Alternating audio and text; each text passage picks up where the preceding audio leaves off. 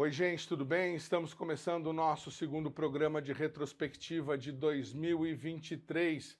O programa Brasil Consciência, você sabe, é uma realização do SINDCT, o sindicato que representa os servidores públicos federais do INPE, do DCTA, do CEMADEM e da Agência Espacial Brasileira. E hoje nós iremos relembrar um dos fatos mais marcantes de 2023 para a área.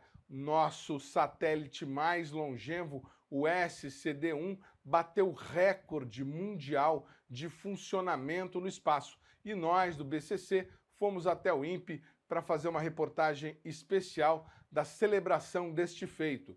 Você também vai rever no programa de hoje uma entrevista que nós realizamos com um pesquisador da NASA que ajudou o Brasil a colocar outro satélite em órbita recentemente no finalzinho de 2022. Esse pesquisador, porém, tem uma particularidade. Ele morou no Brasil até a juventude e tem muita história para contar dessa experiência. Mas antes a gente fala sobre um dos principais assuntos de ciência e tecnologia do ano, o reajuste das bolsas de pesquisa. Vários pesquisadores do país sobrevivem somente com bolsas e após muito tempo, no primeiro ano de mandato, o atual governo conferiu reajuste para praticamente todas elas. A gente foi até o INPE conferir essa situação e falar também daqueles que ainda não haviam sido beneficiados. Veja como foi a entrevista. O que significou aí na sua vida ter esse reajuste de bolsa? Passou a ser possível sobreviver com bolsa no país? Bom, a nossa bolsa, ela tinha uma desvalorização de 75%, desde 2013 ela não era reajustada e ela sofreu um reajuste de 40%, passou de R$ 2.200 para R$ 3.100. A bolsa de mestrado antes era R$ 1.500 e passou para R$ 2.100. Aqui na cidade de São José dos Campos, esse reajuste ele foi expressivo, principalmente pelo custo de moradia e pelas contas de energia, subsistência básica, tirando a alimentação, né? A gente gasta em torno de uns R$ 800 por mês, fora alimentação. Então, o reajuste ele deu para sanar algumas contas básicas de uma forma um pouco mais aliviante. As contas adicionais, como a alimentação, também eram um pouco sobrecarregado, porque aqui o custo de vida é mais elevado. E muitos alunos tinham a função de contribuir dentro de casa, na cidade de origem. Então, isso sobrecarregava ainda mais o orçamento. No meu caso, eu vivia única e exclusivamente da bolsa, vivo até hoje, e tenho o privilégio de não ter que contribuir dentro da minha residência. Então, esse reajuste contribuiu muito para a minha qualidade de vida aqui na cidade. Eu passei a poder usufruir tanto do clube aqui no INPE, por exemplo, fiz matrícula, pude poder ter um momento de lazer aos finais de semana, coisas que antes eu não tinha a oportunidade. Então, coisas simples passaram a fazer parte do cotidiano com o reajuste que a gente teve a oportunidade de ser contemplado agora. Agora, esse reajuste ele não foi aplicado para todos os estudantes do INPE, né? Tem uma outra bolsista aqui, estudante também, que vai explicar a situação. Quem são esses alunos, né, no qual você se enquadra e por que eles não foram contemplados com o reajuste? Meu nome é Maíra, eu fui aluna aqui da pós-graduação do INPE, eu me formei no mestrado aqui no curso de sensoriamento remoto e, na verdade, o meu vínculo com a instituição ele não é referente à pós-graduação, porque eu já sou formada, né? Atualmente, o meu vínculo, eu sou bolsista vinculada a um projeto do INPE, né? E esse projeto, ele recebe do CNPq, não só eu, mas como muitos bolsistas que trabalham na instituição em diferentes projetos. E o CNPq, apesar de ter feito o reajuste para pós-graduação, essas outras modalidades, como é que, por exemplo, que eu vou citar aqui, iniciação tecnológica industrial, desenvolvimento tecnológico, industrial, especialista visitante, extensão no país, programa de capacitação institucional, fixação de recursos humanos, que seriam os fundos setoriais, e também as bolsas de desenvolvimento tecnológico, que são mais recentes, né, elas não foram contempladas nesse reajuste, e são todos bolsistas que atuam diretamente nos projetos de pesquisa aqui na instituição. E quando eu falo INPE, eu não falo só aqui no campus de São José dos Campos, né? É o INPE que está em todo o país. Então, no total de bolsas CNPq, né? Então, eu estou falando aqui pelos bolsistas CNPq, não envolve os bolsistas da CAPES. No total, no INPE, de CNPq, nós temos 529. Desses 529, 303 bolsistas não foram contemplados nesse reajuste. Então, isso representa 57% dos bolsistas CNPq que trabalham no Instituto. E esses bolsistas, eles não entraram no orçamento, né, da lei de orçamento anual, e por isso não foram contemplados durante os estudos, né, do governo de transição. E essas bolsas, muitas delas não são reajustadas desde 2013, algumas desde 2010, outras desde 2015. Mas, no geral, a gente também tem essa defasagem. Então, como a Isadora falou, né, a gente estava com uma defasagem, se a gente for contar o reajuste de 2013, cerca de 70%, 75%, né, que teve uma desvalorização. A gente pegando uma bolsa, por exemplo, de R$3.000, o que ela correspondia em 2013 era cerca de 4,4 salários mínimos. Hoje, isso representa quase 2,2 salários mínimos. Então, a gente tem expressivamente uma redução. E o que isso implica nos projetos, né?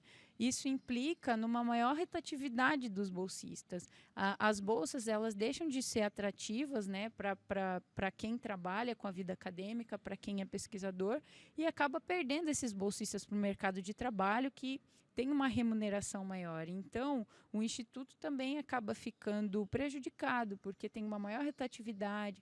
As bolsas também, elas têm uma curta duração, que você pode renovar, né, essas bolsas. Então, querendo ou não, são categorias que não foram contempladas, mas que também estão com essa defasagem aí, nesse reajuste, né, dessas bolsas.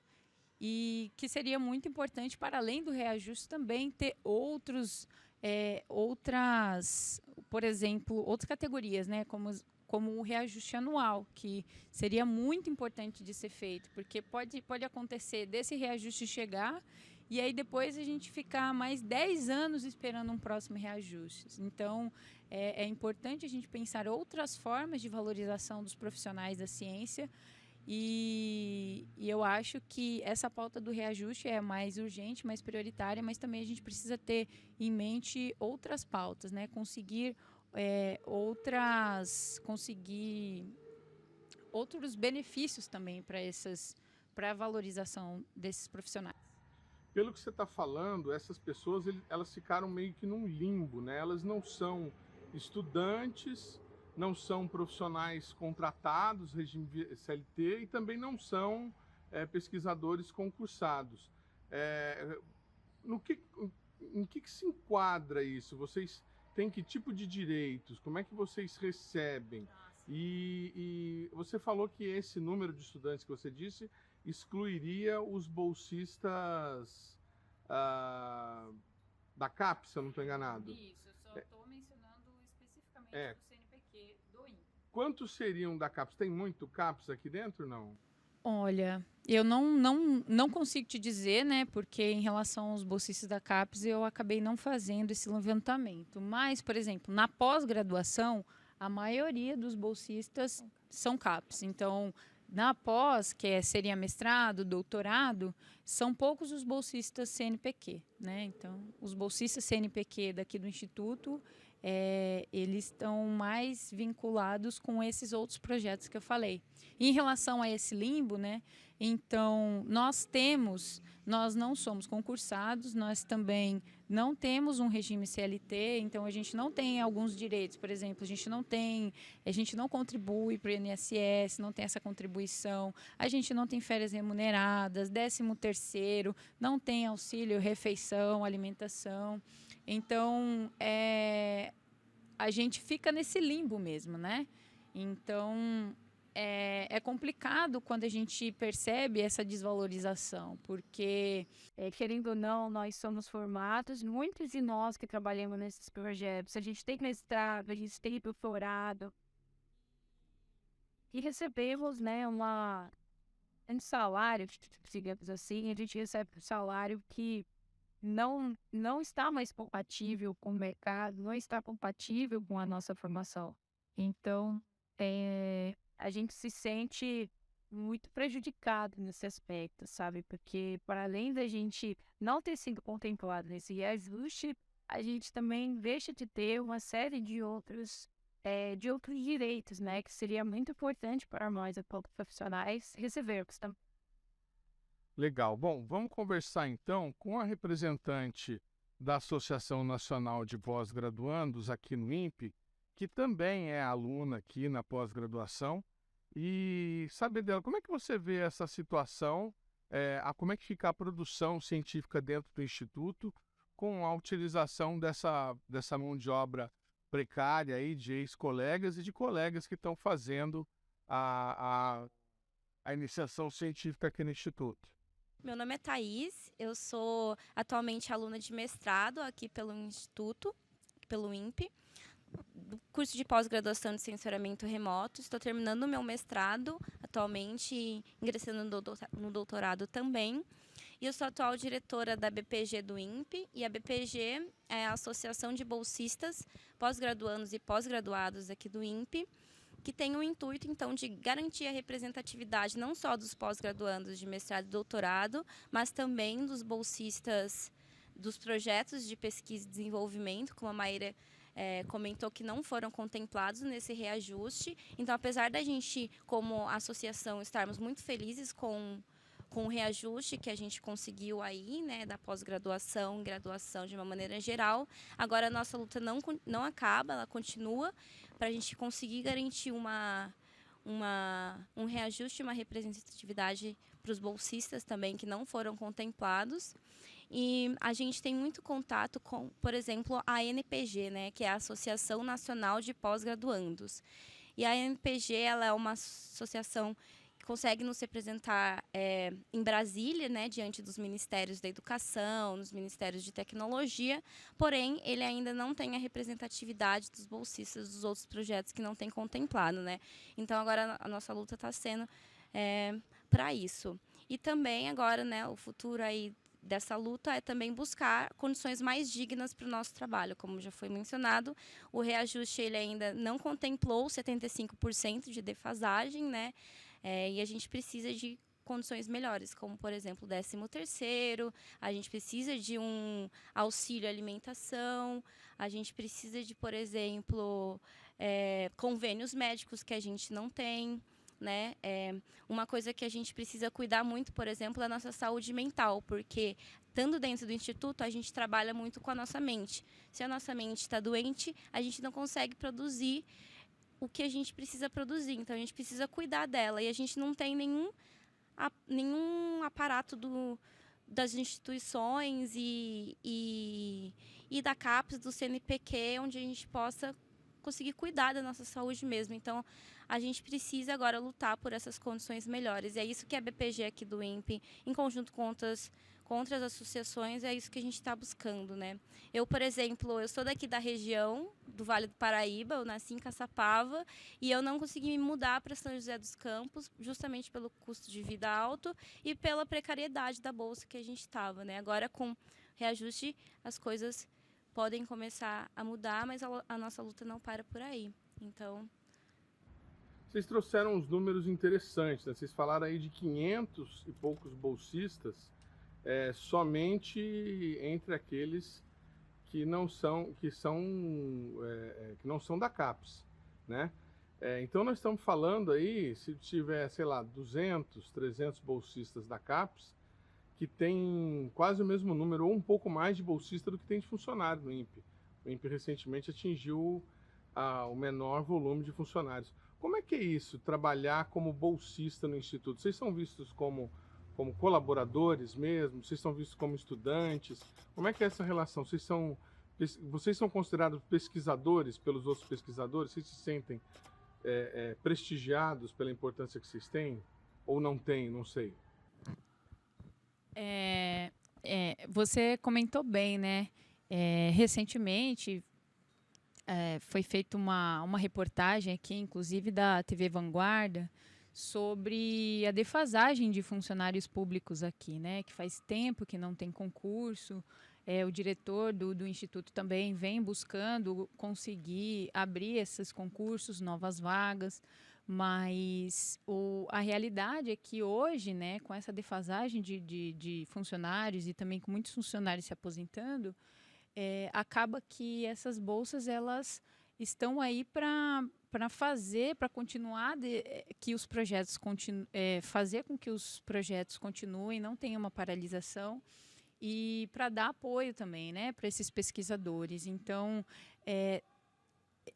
nós bolsistas, a gente entende que a gente desenvolve um papel importante aqui dentro, que a gente faz com que muitos desses projetos que são importantes a nível nacional, a gente faz com que esses projetos sejam desenvolvidos, e muitos deles não seriam executados se não fossem esses bolsistas, né? E o que acontece, a percepção que a gente tem é que a gente é um profissional desvalorizado, né? Então, começa que nós não temos uma estabilidade, né? Então, quando você é bolsista, você pode estar num vínculo de 1 ano, em muitas modalidades você pode ficar até 2 anos, então renova anualmente. Pode ser que em algum momento o recurso fique escasso, né? Não entre um recurso suficiente para continuar com o mesmo número de bolsas no projeto, e aí cortes precisam ser feitos, né, para continuar. Então, querendo ou não, a gente vive na instabilidade. E quando você é visto na instabilidade, mesmo diante de um projeto que você considera importante, que a sociedade considera importante, é muito difícil, porque a gente se coloca numa situação de pouca perspectiva. Então, não é à toa que muitos de nós, a gente acaba saindo, mesmo gostando do que faz, mesmo achando importante o projeto que realiza, acaba saindo porque tem outras demandas, né, da vida pessoal, da vida profissional, que gostaria de ter uma estabilidade na carreira, uma estabilidade financeira. Então, a gente fica realmente assim nesse limbo, sabe, de se sentir desvalorizado e não contemplados assim em relação à importância dos trabalhos que a gente executa aqui. Só fazer um breve comentário, né, associado ao que a Maíra estava falando, essa constante desvalorização que nós profissionais, porque nós somos profissionais, né, nós já temos uma graduação, já temos um mestrado, né, nos projetos de pesquisa, às vezes já temos até um doutorado, e a gente entende que os nossos projetos que a gente realiza são de extrema importância. Aqui dentro do INPE, por exemplo, os nossos projetos muitas vezes são voltados e ligados à ciência espacial, ao uso da tecnologia, né, para combater as mudanças climáticas, né, para ajudar em técnicas de sustentabilidade. Então, a gente entende que é importante, mas diante de tanta desvalorização, o sentimento que a gente sente muitas vezes é uma desmotivação muito grande para desenvolver os nossos próprios projetos, que a gente às vezes gosta e entende que é importante. Então, assim, a gente precisa lutar por melhores condições para ontem, assim, né? Legal. E eu tinha conversado com vocês sobre a questão de ser mulher, né, nessa iniciação da carreira científica. Como é que é o número de colegas aí? Está equilibrado, homens e mulheres na pós-graduação? Tem mais homens, tem mulheres, tem mais mulheres? E como é que é a carreira da jovem cientista? Vocês enfrentam dificuldades aqui no próprio curso e aí fora no mercado? Bom, dentro da pós-graduação, a gente fez um levantamento rápido, assim, e a estimativa que a gente tem é que apenas 36% de nós somos mulheres. O restante, 64%, são homens. Alguns cursos são compostos majoritariamente por homens, cerca de 86% aqui dentro do INPE. Isso representa muitas vezes o que a gente encontra lá fora. Então, muitos colegas que estão saindo para o mercado de trabalho têm reportado a dificuldade de ingressar em vagas de tecnologia, por exemplo. Áreas de inteligência artificial, muitas vezes, não contratam mulheres. Nós somos muitas vezes solicitadas para as áreas de gestão, áreas mais corporativas, áreas de sucesso do cliente, áreas de contatos mais de recursos humanos. Enquanto os homens são solicitados para as áreas de tecnologias de programação, áreas mais computacionais, inteligências artificiais. Isso é uma limitação muito grande, uma barreira que a gente tem encontrado e que a gente gostaria muito de ultrapassar, porque nós estamos avançando no conhecimento, nós estamos ingressando nessa área há muito tempo e estamos encontrando essa barreira lá fora. Bom, e associado ainda a essa disparidade de homens e mulheres que a gente vê, né, aqui dentro do Instituto, eu, por exemplo, participei de um evento chamado Python Brasil, que Python é uma linguagem de programação, e foi visível participar desse evento, dentro do setor de tecnologia, de programação, essa disparidade, né? As mulheres, às vezes, não são vistas como capazes de programar que nem os homens. E outro ponto também, por exemplo, estando aqui dentro do INPE, que a gente trabalha com muito dado, muitas vezes a gente tem que fazer trabalhos de campo. A gente tem que ir nos lugares que a gente estuda para validar as informações, etc. E muitas vezes os pesquisadores homens, os homens não conseguem ver a capacidade de uma mulher dentro de um trabalho de campo. Ela não vai conseguir andar o suficiente, não vai conseguir carregar os equipamentos. Então, isso também é muito frustrante para nós mulheres, porque nós mulheres somos capazes, sim, de programar, de estar no trabalho de campo e de fazer as nossas pesquisas muito bem feitas, igual aos homens. Então, é isso. O programa Brasil Consciência vai para um rápido intervalo e, na sequência, você confere a entrevista com o pesquisador da NASA, James Spann. É um instante só, não sai daí.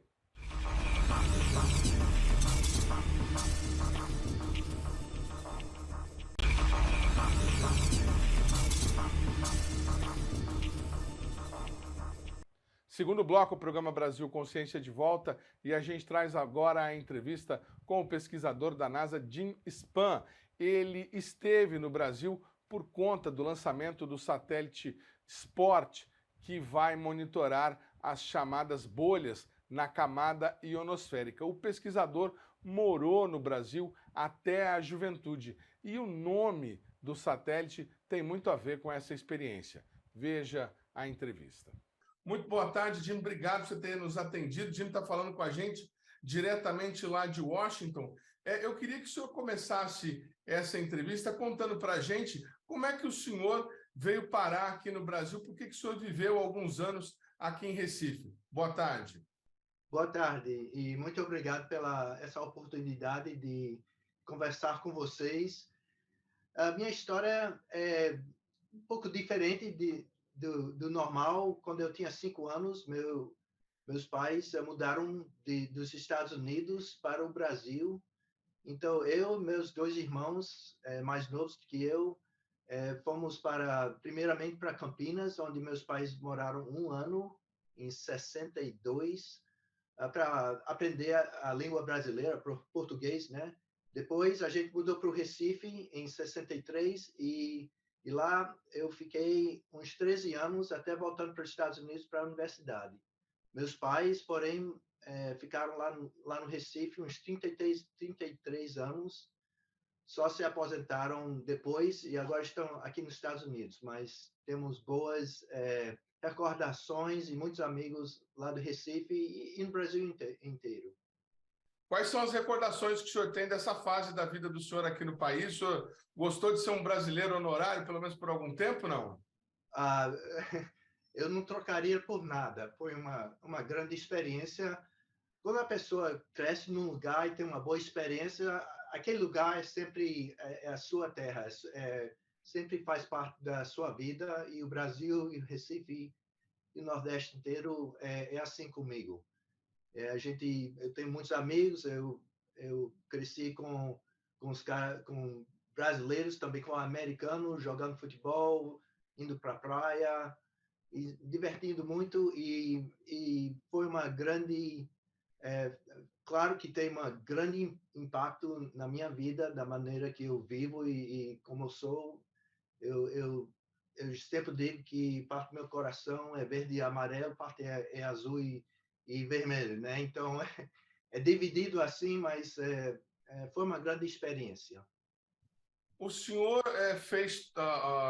o senhor fez agora quando foi iniciada a campanha de lançamento do esporte, o senhor fez uma participação aqui numa entidade estudantil no Nordeste, contou um pouco da sua história. Os seus pais eram missionários, pelo que o senhor disse, né? E o senhor teve toda a sua formação aqui em escolas do Brasil. O senhor sentiu alguma dificuldade saindo daqui, um estudante brasileiro, de chegar nos Estados Unidos e frequentar uma universidade daí? Bem, foi um pouco difícil. Eu tenho muitos amigos que também estão na minha condição, quer dizer que os pais foram missionários, a gente cresceu no Brasil, e ao voltar para os Estados Unidos, geralmente a linguagem não era tão difícil, porque em casa a gente sempre falava em inglês, né? Quando saía de casa é tudo em português. Mas então a língua não era o problema, é mais a cultura. A maneira brasileira é diferente do que a maneira dos Estados Unidos. Aqui, da maneira como se interessa, como, vamos dizer, quando você vai... Um exemplo é como você vai namorar uma pessoa. No Brasil, tem uma maneira de fazer isso, nos Estados Unidos é totalmente diferente. Então, assim, entendendo a maneira de viver nos Estados Unidos, a cultura mesmo, foi foi a coisa mais difícil.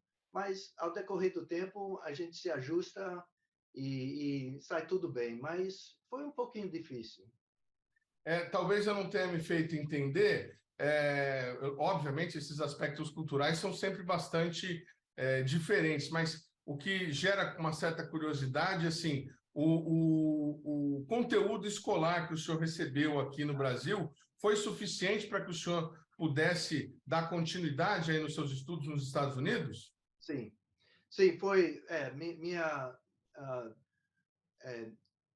a educação que eu recebi no Brasil, não somente nas escolas brasileiras que eu atendi, mas também eu atendi uma escola internacional que tinha brasileiros e muitas outras pessoas de outras nações.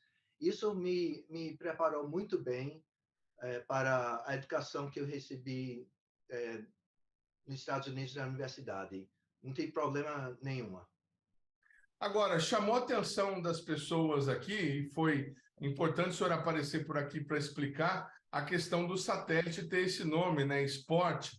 Queria que o senhor explicasse aí para que os nossos telespectadores ouvissem da boca do senhor o porquê que foi isso, como é que foi aquela história. Inclusive, tem um episódio com o atual diretor do INPE, o Clésio, vocês estavam trabalhando juntos na oportunidade. O senhor podia nos contar essa história, por gentileza?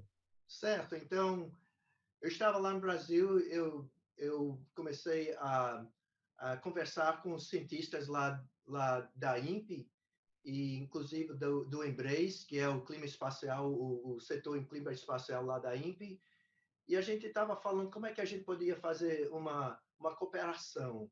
E então a gente começou a conversar sobre uma ideia sobre um nanosatélite, um CubeSat. Então, eu trouxe um bocado de várias pessoas dos Estados Unidos, inclusive outras pessoas da NASA e também do Departamento da Defesa, que tem um grande interesse nesse aspecto do clima espacial. E a gente, assim, falando juntamente com os cientistas do INPE, a gente decidiu formar um grupo para construir esse satélite que ia estudar o clima espacial.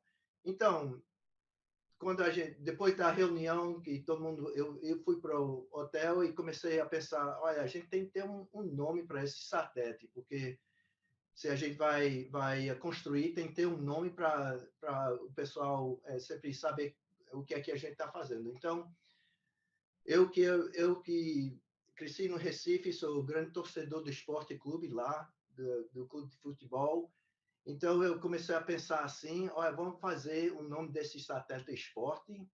Aí tem as letras do esporte, tem de a ver com a cintilação e as pesquisas e observação e a tarefa de estudar esse clima espacial. Então, nos dias seguintes, eu voltei lá para o INPE, a gente estava reunindo, eu disse, olha, o nome desse projeto vai ser o esporte. Aí, aí os americanos gostaram, acho que era um nome bom, né? Mas o brasileiro já estava vendo que esse cara está falando do esporte clube, né? Não é negócio de satélite. Então, o Clésio, que é do Rio Grande do Sul, disse, não, vamos fazer um nome internacional. Aí eu falei, olha, Clésio, o próximo pode ser internacional, mas esse daqui vai ser o esporte. Aí, de lá, ficou o nome do esporte e saiu tudo bem. Interessante. Agora, esse satélite, né, pelas informações que nós tivemos, ele foi integralmente custeado pela NASA e pelas universidades parceiras aí dos Estados Unidos que fizeram alguns dos componentes dos subsistemas.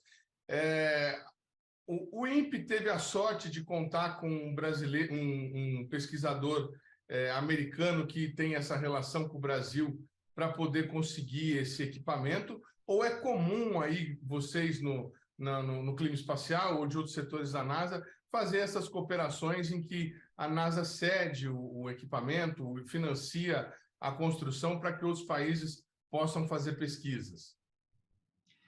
Bem, a gente tem não é comum a gente cooperar, ter essa parceria com vários institutos e outras agências espaciais através do mundo. A gente tem parceria com a ESA, lá da Europa, com a JAXA, que é do Japão, com a Coreia, com a Índia. Então, isso é comum que a gente tenha essas parcerias. Agora, a maneira da cooperação, quem faz o quê, geralmente é diferente, depende da missão ou do projeto. Como esporte, no esporte, a cooperação da NASA foi fornecer os sensores, quer dizer, os instrumentos científicos para fazer as medidas. E da parte brasileira, juntamente com a INPE, também com a ITA, é que a ITA construiu o satélite e a INPE é quem fez os testes ambientes e também é que está comunicando com o satélite que recentemente lançou lá nos Estados Unidos. E também outra parte da NASA é que a NASA foi quem lançou para a Estação Espacial Internacional e depois de lá soltou o satélite que agora está em órbita. E como é que foi que o senhor decidiu seguir essa carreira? Por que o senhor... como é que foi a entrada do senhor na NASA? Como é que o senhor chegou onde o senhor está hoje? Coordenando um departamento importante de clima espacial. Sim. Olha, é uma experiência, é uma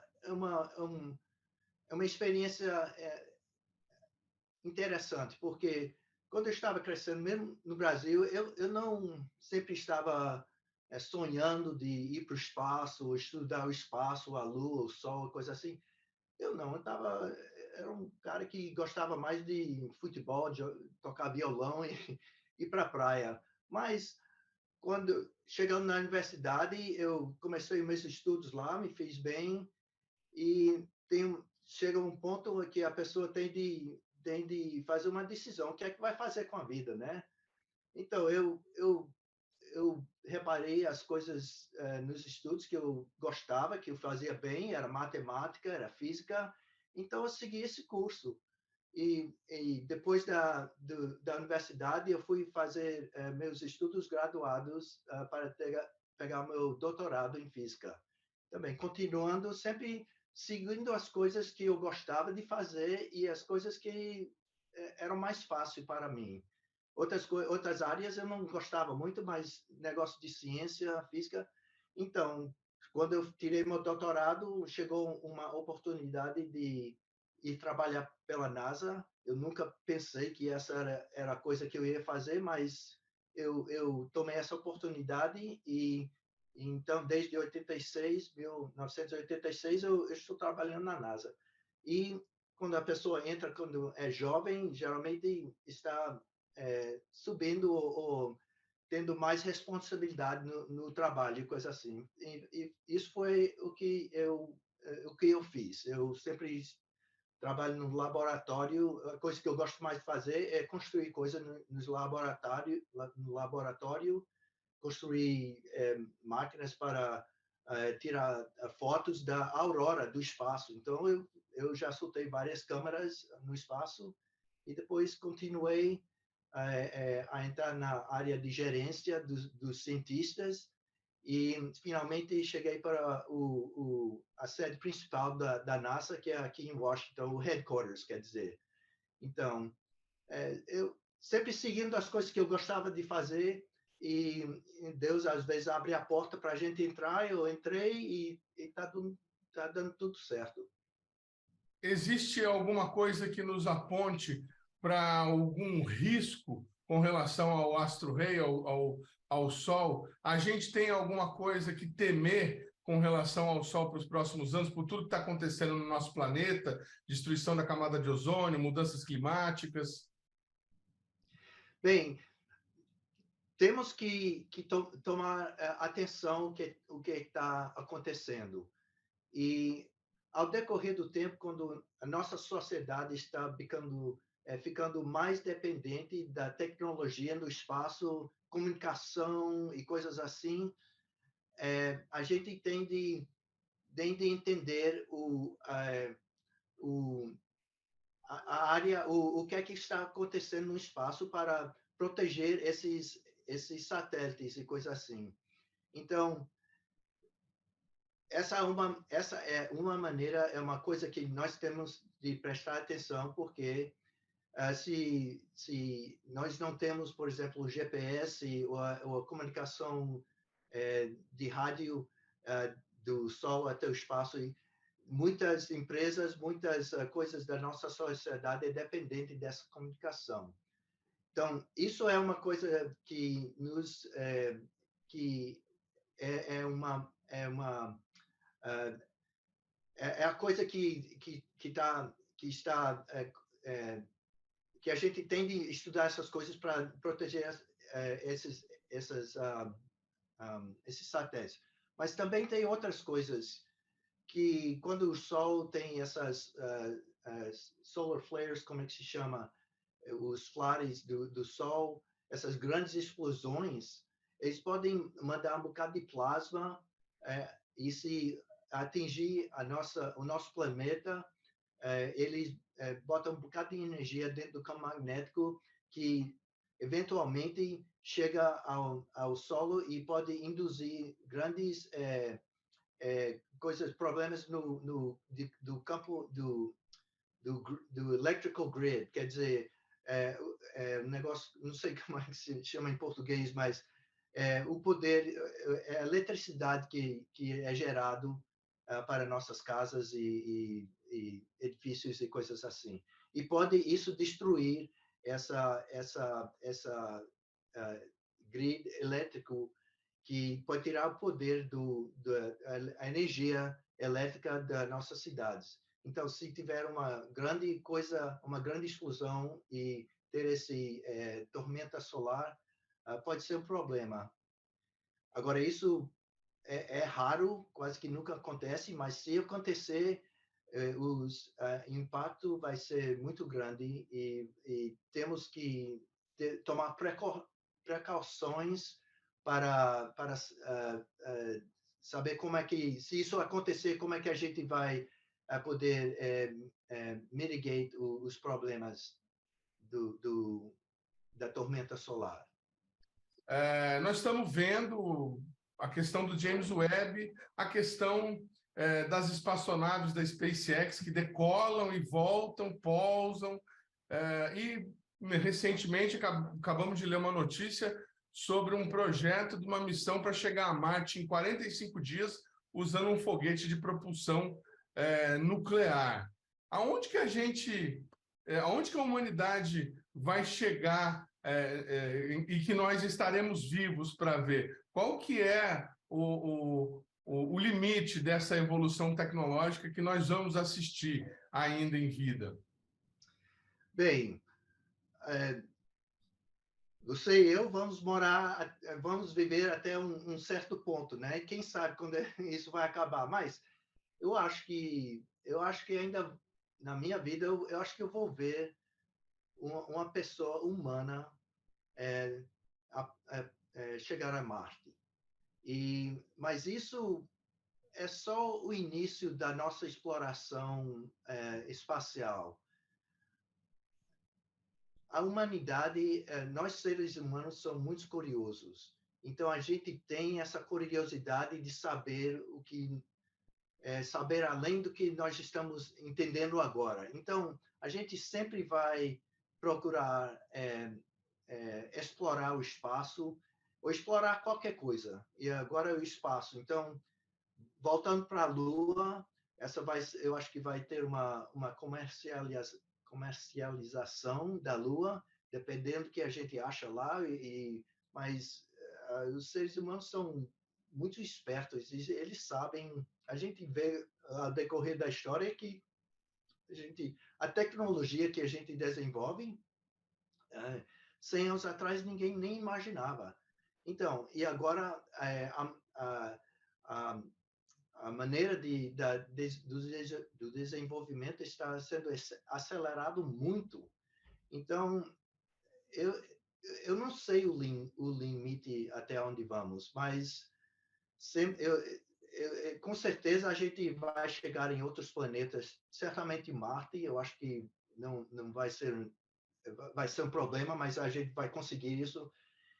Chegar para Vênus ou Júpiter, coisas assim, não sei, vai ser muito difícil chegar para lá. Mas Marte, definitivamente, a gente vai chegar para lá. E vai ser nesse século. Bom, imagino, se nós vamos chegar em Marte, na Lua vai ser muito mais fácil de estabelecer alguma coisa lá. O senhor falou da possibilidade de comercialização. E, como eu citei a SpaceX, a minha última pergunta é a seguinte: a gente tinha países disputando a corrida espacial e agora nós temos o New Space e as empresas explorando cada vez mais o espaço. Não é perigoso isso, a gente ter um homem com recursos financeiros suficientes para cobrir a Terra inteira cheia de satélite e ele decidir sobre diversos aspectos sobre as nossas vidas?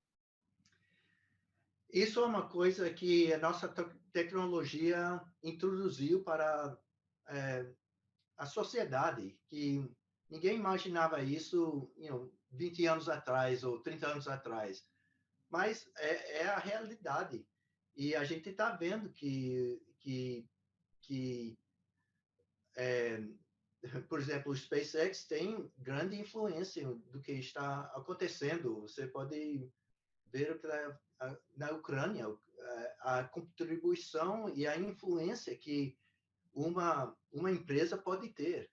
Então, eu acho que a gente ainda está numa fase de experiência para entender como a gente pode usar isso para o bom, também para proteger, para que não possa ser usado para o mal.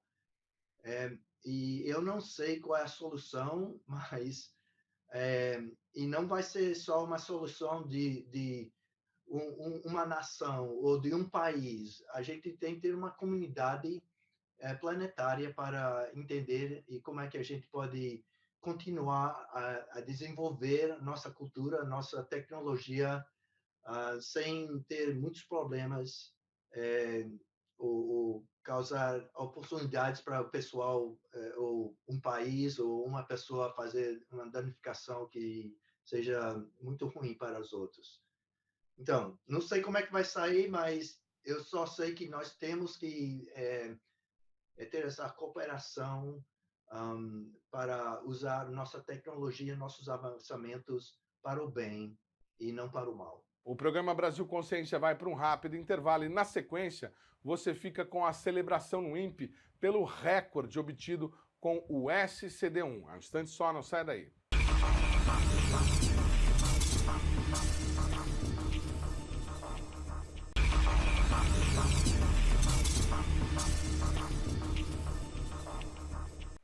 Terceiro bloco, o programa Brasil Consciência de volta, e a gente mostra para vocês agora a celebração realizada no INPE pela obtenção de um recorde. O SCD-1, o primeiro satélite construído no Brasil, alcançou inimagináveis 30 anos de funcionamento. Veja como foi e por que é tão importante este feito.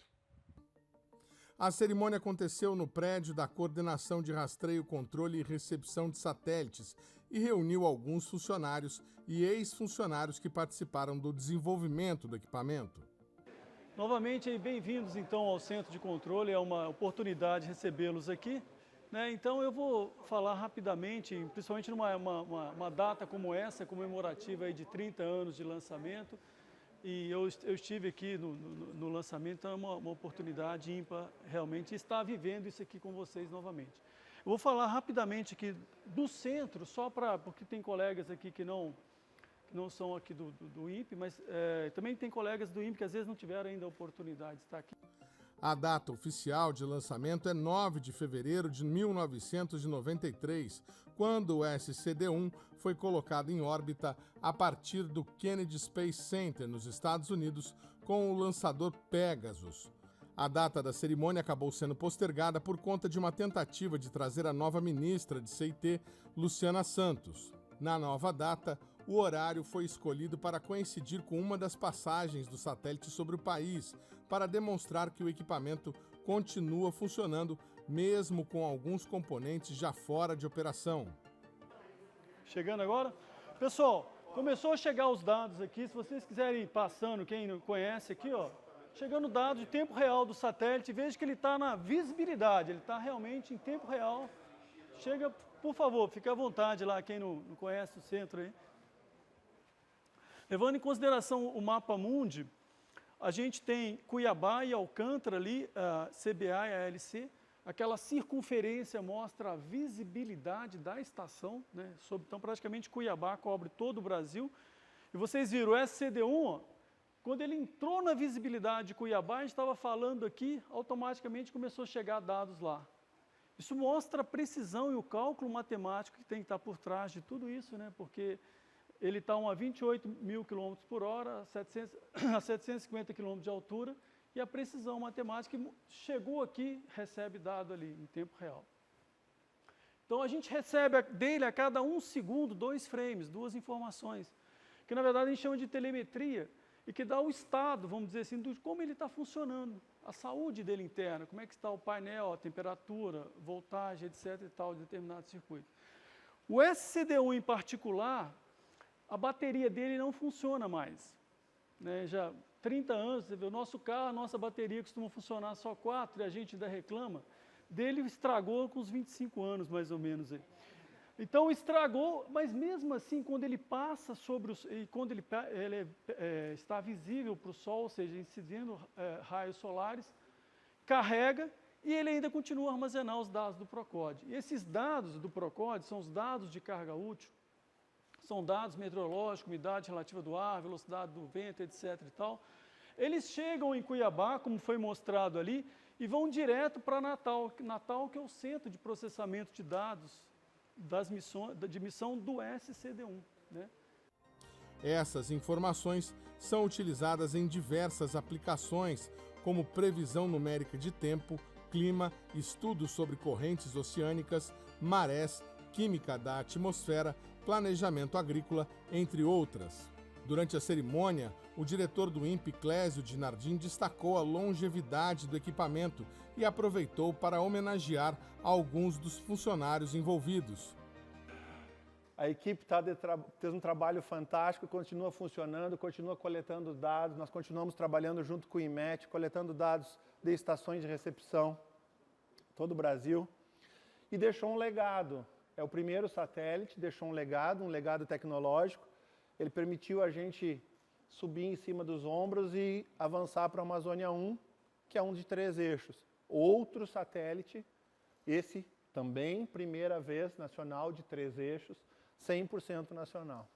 Mesma coisa, mostrando a capacidade que nós tínhamos, continuamos tendo. Isso é bom.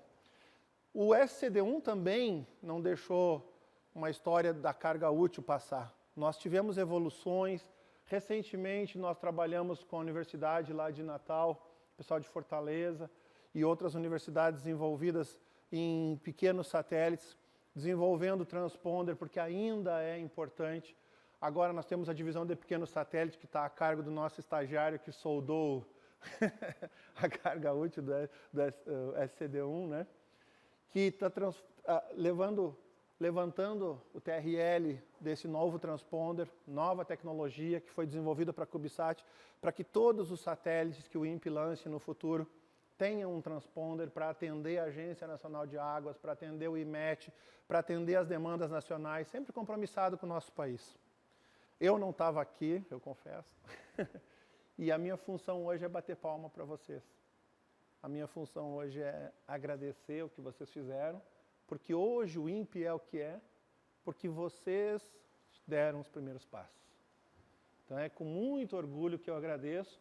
Vou pedir para outra pessoa vir falar um pouquinho mais da história, que tem mais propriedade para fazer isso, mas antes eu vou pedir um grande aplauso para quem trabalhou e para quem está trabalhando até hoje.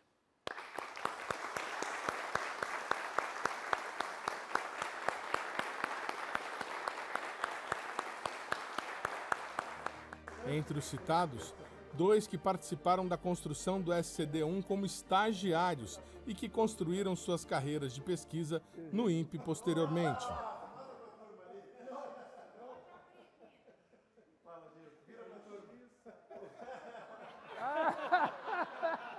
É o original, é? Vai, ganhou a lei. Fiquei muito lisonjeado com a homenagem. É claro que teve centenas de colegas que trabalharam, muitos dos quais desenvolveram a mesma atividade que eu, que era montar as placas. E no começo, a lembrança que eu trago é que no começo era tudo mais difícil, vamos dizer assim, porque era uma fase de aprendizado também. O INPE estava aprendendo a fazer satélites, isso é verdade, na época do SCD. E na questão de montagem, nós estávamos desenvolvendo todo um processo de montagem, como montava, como era a inspeção, como é que era a questão da qualidade, né? Então isso era um requisito muito forte para o desenvolvimento dos equipamentos. Então foi uma época de grande aprendizado para o INPE e que culminou, né, com o lançamento em 93 do SCD-1 e que hoje aí a gente comemora, embora os satélites estejam operando de uma maneira degradada, como já foi explicado. As baterias hoje já não funcionam há mais de 30 anos, mas ainda continua quando em eclipse, em sunlight, quando o Sol ilumina as células solares dos seus painéis solares, ele continua ainda provendo o serviço de coleta de dados e transmissão para as estações. Então isso é um fruto de um trabalho feito no passado, eu diria com muito cuidado, com muita qualidade, né? E que hoje a gente vê o resultado até agora funcionando. Isso trouxe um legado para o INPE que possibilitou o desenvolvimento de outros projetos, como é o caso do CIBERS, o caso do Amazônia e outros projetos que também foram desenvolvidos no setor espacial aqui dentro do INPE. Eu era membro da equipe de garantia da qualidade da fabricação eletrônica. Eu trabalhava no prédio Sensores, na área limpa do prédio Sensores. Eu cheguei a dar treinamento também para manufatura eletrônica. E naquela ocasião, vários técnicos do INPE, que hoje são chefes, coordenadores, montavam placas eletrônicas. E eu entrei na equipe, recém-formado, né? Logo que eu formei no ITA, vim trabalhar aqui. entrei na equipe para garantia da qualidade, fazendo inspeção das soldas nas placas eletrônicas do satélite.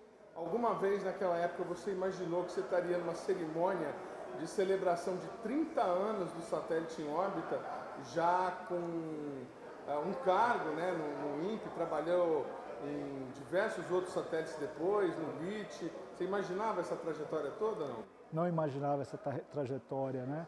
E a gente é muito grato por tudo que aconteceu, por todas as recompensas que a gente recebeu. E ter essa lembrança hoje de receber essa homenagem é muito gratificante, né? E motiva a gente a continuar.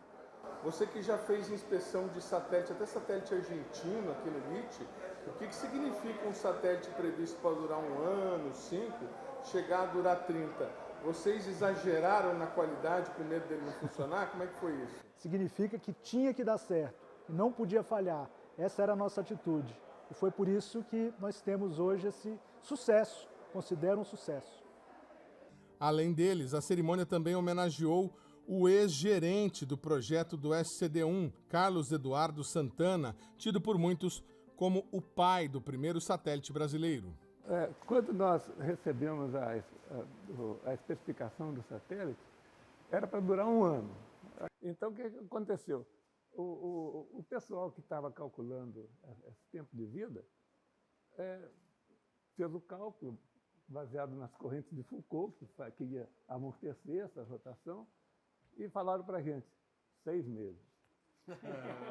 Aí, tocou medo do pessoal. Aí nós falamos, ó, vai ficar muito feio a gente falar que não sai para 6 meses. Vamos falar que é 1 ano. E foi, né? E foi indo, o satélite foi projetado, e todo mundo do grupo de sistema sabia que era 6 meses. Vai morrer, ele vai ficar bobo e vai cair. Vai perder, aí vai esquentar, vai queimar tudo. Eu estava com essa ideia, né? Aí eu tenho um vizinho que ele é o papa das equações de Maxwell, ele sabe tudo.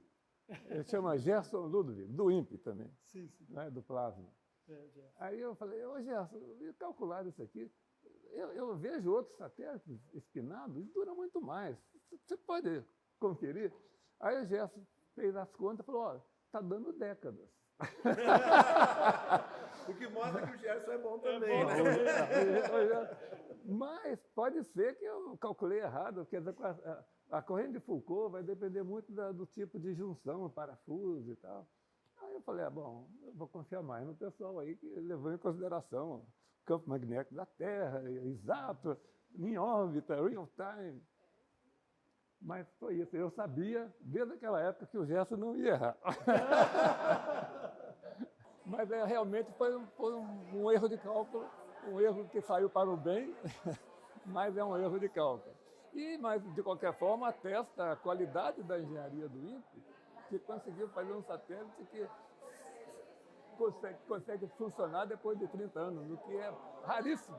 A gente conta nos dedos os satélites de outros países desenvolvidos que chegam a durar 10 anos, né? Ou 15 anos. 15 anos tem muitos, mas mais do que isso é difícil. Depois que eu saí do INPE, eu não saí da área espacial, né? Eu fui para a agência espacial, fui diretor de programas espaciais lá. Depois eu fui para a Visiona Espacial, aí da Embraer, e fui dirigir um projeto lá na França de construção do SGDC, um satélite de telecomunicações geoestacionário, que foi lançado em 2016. E eu continuei trabalhando na Visiona até 2020, quando por motivos de saúde, eu tive que abandonar. Então eu estou fora há pouco tempo. Mas o INPE é minha alma mater, e eu sinto uma saudade incrível. E eu só sinto que quando venho aqui, vejo que não é mais aquela ebulição que tínhamos no passado, quando a gente estava envolvido em vários programas de satélites ao mesmo tempo, com a NASA, com a China, com a França, com os Estados Unidos. E hoje está mais amenizado esse tipo de coisa. Mário Saturno, que ainda trabalha no INPE, foi responsável na época por improvisar um sistema para receber os primeiros dados do satélite SCD-1. ele lembra com orgulho daqueles tempos heróicos do programa espacial brasileiro. É que existia em Cuiabá o que a gente vamos chamar assim, um sistema profissional desenvolvido ao longo dos anos e que estava operacional. O que nós fizemos em Alcântara foi um improviso por um motivo. Quando o satélite ele era lançado, ele demoraria 3 órbitas em torno da Terra para passar em Alcântara. O Santana ele achou que seria muito tempo sem saber se o satélite estava vivo, e então ele julgava muito importante que essa base de Alcântara funcionasse e a gente soubesse o estado do satélite, para não ser pego de surpresa quando ele chegasse em Alcântara. E foi um momento muito feliz, muita alegria, todo mundo tem foto, né? Tinha um colega lá que tirou fotografias e tirou umas fotos de nós muito preocupados no início e depois muito felizes pelo acontecido. Com um detalhe, logo depois da primeira passagem o ar-condicionado quebrou. Então, a partir daquele momento, nós lá fora estava 45 graus e nós lá dentro estávamos a mais de 55 graus. Então, assim, e os equipamentos foram pifando e a gente tinha que dar manutenção. Foi uma situação bastante difícil. Mas nós conseguimos no dia seguinte que o chefe lá da base, eu não lembro o nome do coronel lá, ele nos emprestasse um ar-condicionado depois, esses portáteis, né? Para aqueles que imaginam que a durabilidade do SCD-1 possa ser aproveitada de alguma forma em novos projetos, um aviso: o tempo passou e aquela tecnologia não volta mais. Não, eu acho que o principal é o conhecimento que ficou aqui. Esse conhecimento é que é reutilizado. E esse conhecimento é que direcionou todo o progresso que nós tivemos a partir daquela época. Esse é o reuso importante. E o que fica, esse é o legado, inclusive para a nossa indústria. Bom, na verdade, o que fica é a função, né? A função de coleta de dados que a gente avaliou e sabemos que é muito importante. Um país continental como o Brasil, você ter um sistema de coleta de dados é extremamente importante. Todo o conceito de transmissão dos dados através das PCDs, as variáveis ambientais sendo coletadas e transmitidas pelo satélite, esse processo de recepção das estações, a distribuição, quer dizer, tudo isso é um legado que veio, né? Porque o satélite em si, ele é um meio de você fazer com que os dados, no caso, coleta de dados, sejam coletados da superfície do Brasil, né, do território brasileiro, e transmitido num ponto para ser distribuído depois para o usuário. Então, todo esse conceito permanece, né? A importância permanece, o conceito permanece. O que hoje nós podemos fazer é ter satélites menores e mais baratos, né, vamos dizer assim, que permita trabalhar através de uma constelação. Mas a ideia, o conceito, a operacionalidade permanece como foi feito na década de 90 com o lançamento do SCD. O programa Brasil Consciência desta semana fica por aqui. A gente volta na semana que vem com o 3º episódio da nossa retrospectiva de 2023. Tchau, gente. Um abraço.